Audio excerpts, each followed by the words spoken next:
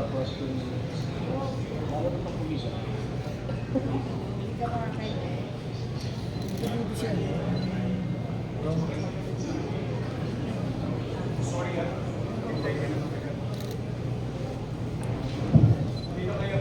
Ito po pinatawag ng polis. Nagtinda po sa Fusion Alley. Regarding po sa kahapon sa Okay, good Kapihan. afternoon. Pasensya na kayo, tagal lang kami. We just finished with your regular health board meeting. We spoke about your healthcare sa city. I'm happy to report to you that things are on track. Equipments, other services that are available in the private hospital is available in our public hospital. Kaya pag may maraming minahal, wala kayong minahal. Pag marami kayong minahal, magkakaroon kayo ng sakit sa puso. Kasi kayo sa puso, magkakita po sa angiogram kayo, angioplastic kayo, that would cost you millions of pesos. It's available hospital.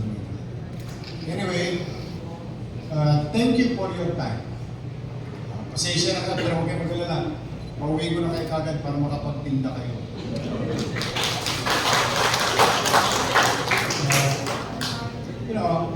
I wanted to call your attention dahil may mga panaka-naka na kahapon, inireklamo yata kayo ng manunulat ng UST na madumi daw kayo eh. Madumi ba kayo? Hindi raw nakahakot yung basura nyo eh. Hindi kasi I have to be true to myself. I don't want to lie to people. When I claim na ginagawa ko yung parte ko as siyudad na kinukuha namin yung basura at 10, anong oras? 12 po after the closing po. 12 to 1 a.m. 12 to 1 a.m. And I oblige you to put it in a bin, a plastic bin, and put it in somewhere else. Yung sa isang area. Tama ba? May pick-up point. Yung pick-up point eh. Baka nakita niya yung pick-up point. Kasi po, nagre-reklamo sila, isasara ko na lang kayo. Hindi, I mean, unang-una, just so you know, nung araw nakakalat kayo doon. Kung saan kayo doon nagpupwesto, walang gobyerno, hirap na hirap lahat. Sige, libre zona. Kanya-kanya. Ang gulo-gulo. Walang sanitation.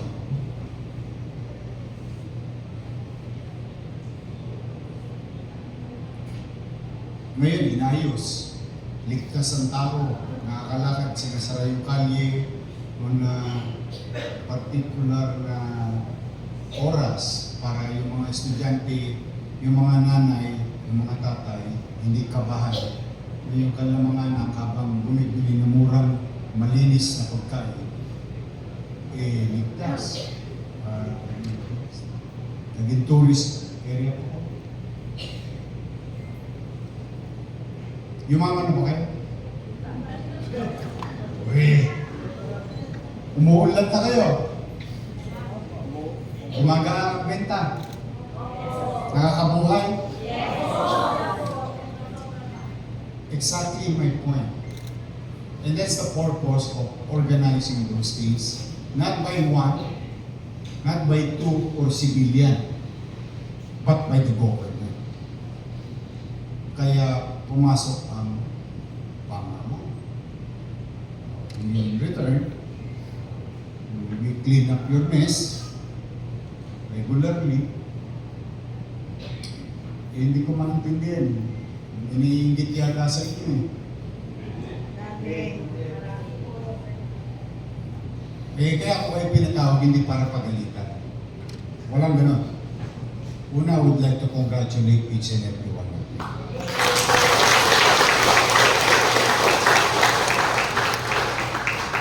Masaya ako na umuunlad ang buhay niyo. Sa akin nakakita, tubig lang binibenta o kumikita. I mean, I'm happy. Yeah? You're making a good sum of money. I'm happy for you. Kanina po kasi ako sa puro meeting. Patay mo. Kaya mo mag-init sila. Malamig isang oras na kayo nag-i-intermediate dito. But I'm really happy. I swear to God, I'm happy and proud of you. That's the truth of the matter. Hindi ko alam kung naiingit sa inyo yung katapat ng pwesto, katapat ng sino man, nakakaingitan kayo. Talagang gano'n ang mundo. Pag umuunlad ang isang tao, imbis na gawing inspirasyon, gagawa na.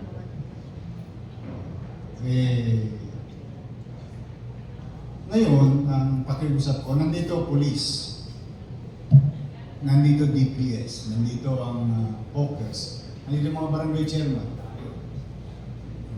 kayong mga naghahanap buhay.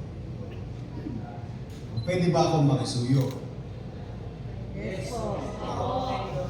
Sino nagpiprito? Sino may tindang prito? Nasa kamay. Yung may prito, yung may mga mantika. Huwag kayong mahiya. There's nothing wrong with this question. Okay. Pwede ba makisuyo? Huwag niyong ibuhos yung mantika sa sa kanal. Ha? Yes. Oh. Kaya nga sinasabi ko, mali yung sumbong. Kaya ako, hindi naman ako palunggagin. Kaya tinawag ko kayo kagad yung attention niyo. Na, tanong, baka naman masyado kayong maingay. Wala namang banda ron, di ba?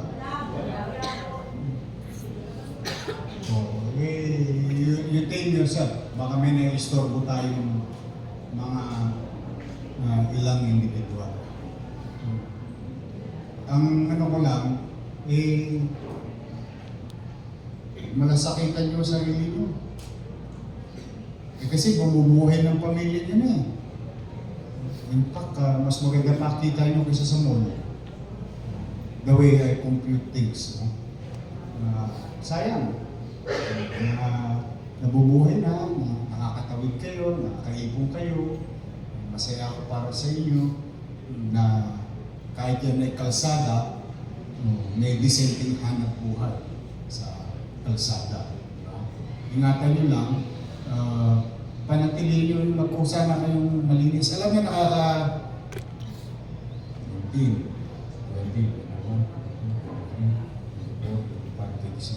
8 years na ako. Simula nung sinimulan ko. Kung paano ko sinimulan, noong 2019, ngayon 8 years na, o tingnan niyo yung rec ko. Pag gising ng tao, parang walang nangyari. Walang anggo, walang nung sinabi kong lagay niyo sa sisidlan na tama, i-sell nyo, basta pagdating ng alas 4 ng umaga, alas 5 ng umaga, darating na siyudad ng Maynila, pupunin na yung basura. Tapos mag-washing na ang city. Tapos pagising ng tao, nagagamit nila. Sa araw, bawal. Sa gabi, yung mga kababayan natin na nagbubulay, nag-iisla, nagkakawin. Kapag hanap buhay sa 8 years. Kaya ako, kasi yung kinuusap ko sila, sabi ko, pwede ko naman yan isara. Pinipilit ko naman unawain sila. Give and take. Bawal sa araw, sa gabi, pwede tayo. Pero gusto ko may nadadaanan dahil pag may aberya. Nung nawala ako, dumit na. Nung bumalik ako, bumalik sa normal. Kasi may mga nagnanasa. Eh kayo bang mga barangay chairman? Sino mga barangay chairman nakakasama ko? Okay. O ano ba sabi ng inyong mga kapitbahay? You have to tell me the truth, no? Are they complaining? Are you sure? Baka may pailan nila na you need to address. Oh. Baka transient pa. Kasi maraming transient sa... Pero you have to also be responsible. Katulad ko, may nagreklamo sa akin isang tao, ito tayo lahat. Ibig sabihin, pinapahalagaan ko yung isang boses. Hindi ko siya ikikipit balikat lang na parang baliwala. O isa lang yan. Pero that's how you govern, mga barangay official. Na try to lend an ear. At the same time, wala naman siguro masama makita ko kayo ngayong araw na ito. Kasi the last time na nakita ko kayo, magsisimula pa lang kayo. Kalao na isang taon na mahigit, pumaldo na kayo. Hindi ba masarap ang pakiramdam na may gobyerno sa Maynila na tinitingala tayo, pinapalagan tayo. Pakiusap ko lang, kung po pwede, ipagmalasakit nyo na lang. God. Anong oras tayo? Nag-akot ang basura? Ano po? 12 midnight hanggang 1 po. Tapos bumabalik po kami 7 a.m. Malinis ba sa araw? Malinis? Dalawang bagay lang yan. Kayo lahat dito nagsisinungaling o nagsisinungaling yung nagreklamo? Hindi, kaya nga, I'm just, kasi mukhang napag-iinitan kayo. Sayang kasi nanghinayang ako. We created something together. Tayo rin naman ang nag-usap rito dati. Yung mga barangay chairman doon, hindi ko pa kakampi. Marami doon. Pero kita mo, tanong nyo sila, wala silang narinig sa akin. Try to be reasonable to them, accommodate their constituency, and maybe some of your constituents of them, making a living na, gahanap buhay. Kumbaga, wala talaga. Wala naman akong yung ampalaya masarap yan sa diabetes. Wala akong pait sa buhay. They can attest to wala talaga. Kasi gusto ko lang, paano kayo matutulungan, masusuportahan. Kasi yung politika, pag lagi nyo ibabaw yan, kakalat na. Yung problema. That's why I always try to set aside politics. Kaya naman talaga, ingatan lang. Pwede ba yun? Yes!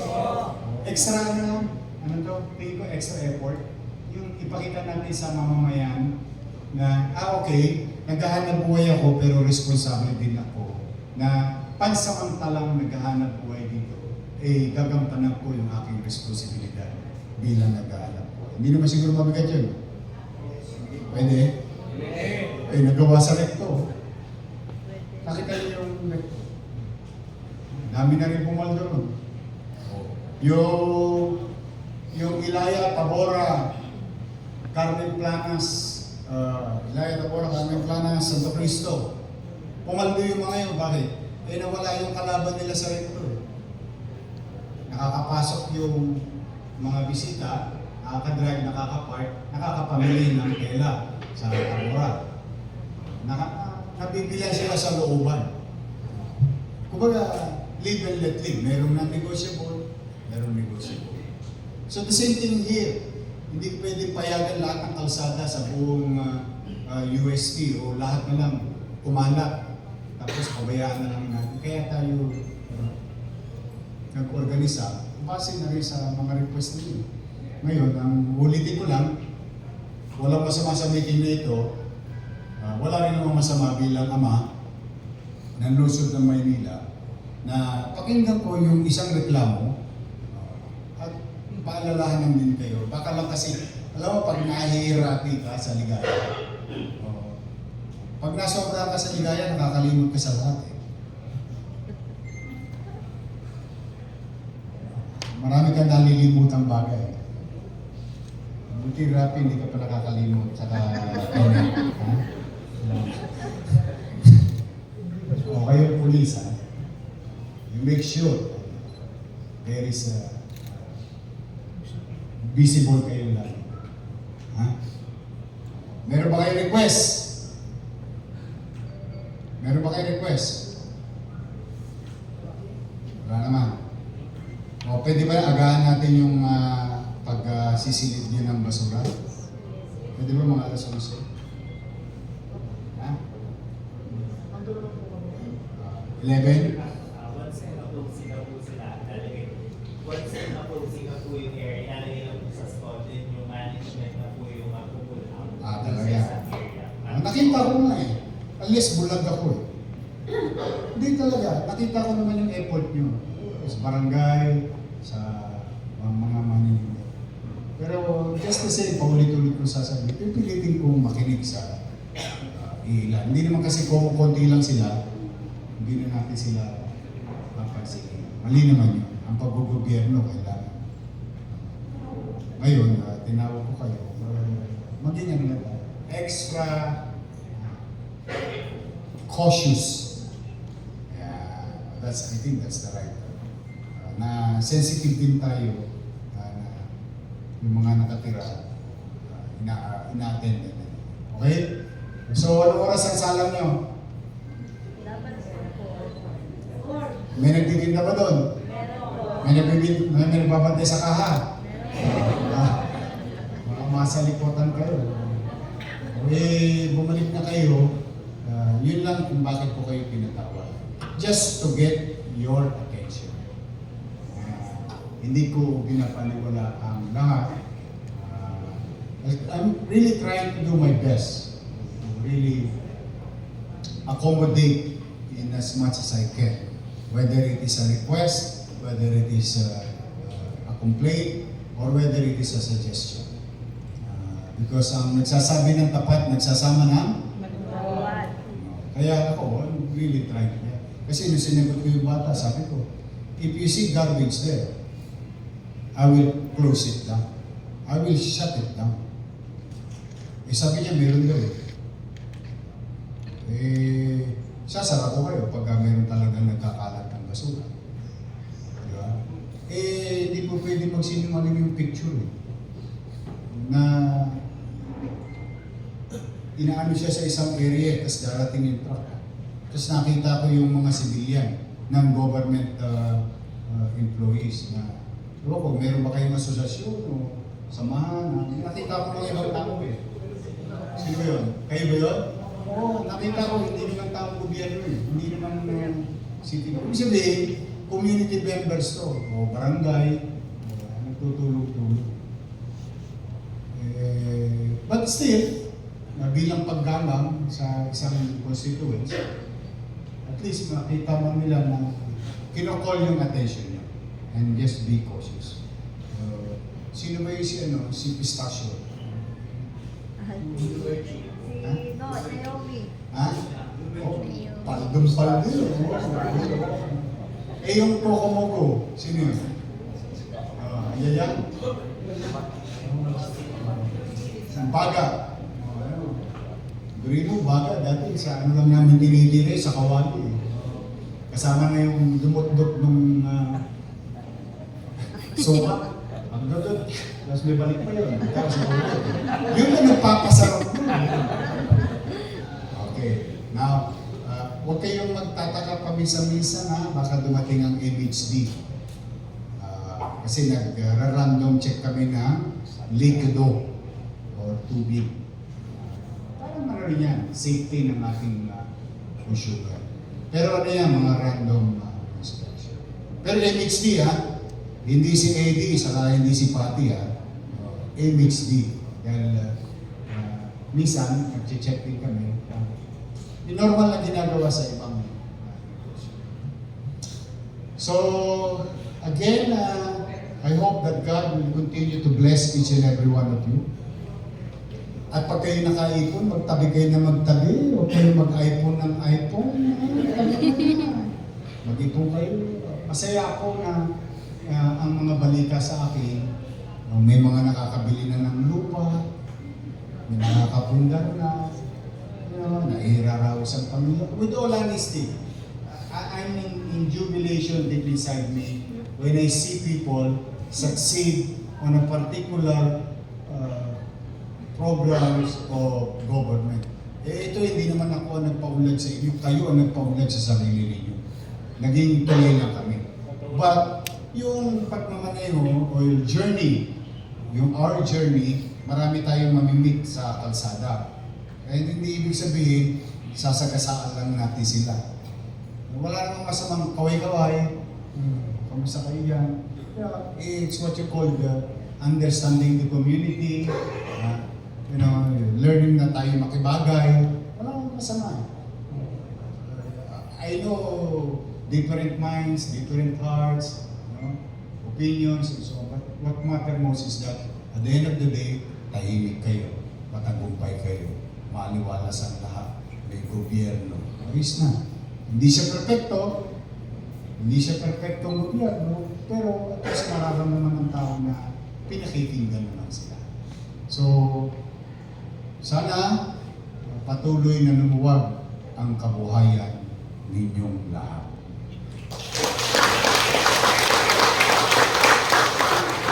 And now we are opening a new frontier, very successful. I started with one coffee shop. Just one. Started with one.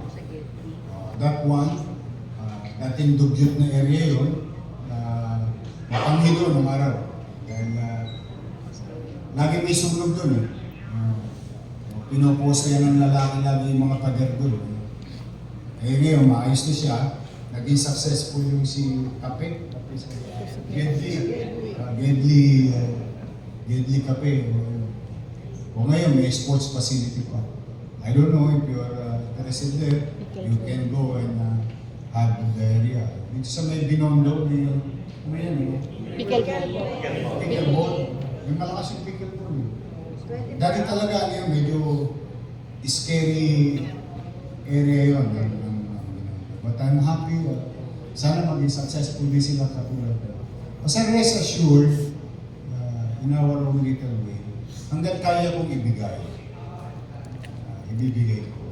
Pero kasi may mga bagay talaga non-negotiable like Carriedo, Lumintri, Recto, Luna, Soler. Kasi hindi na-under yung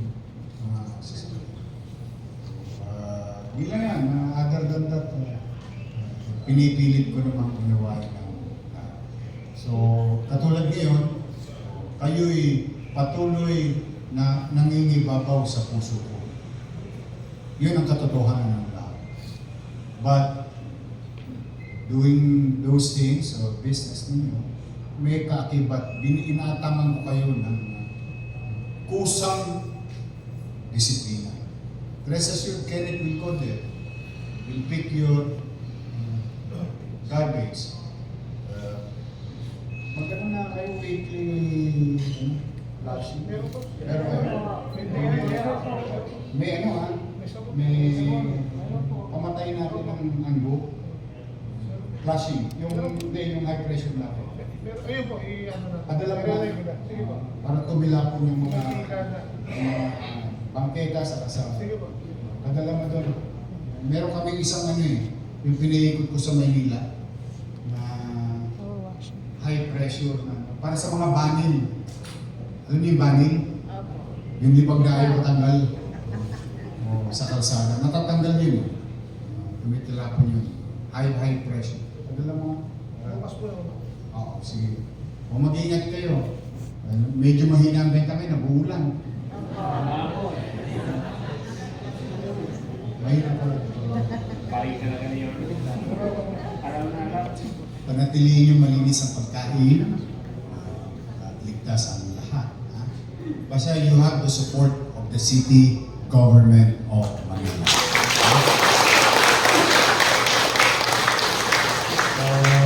Maraming salamat sa biglaang oras na ipinagkaloob niyo sa akin, biglaan itong patawag na to.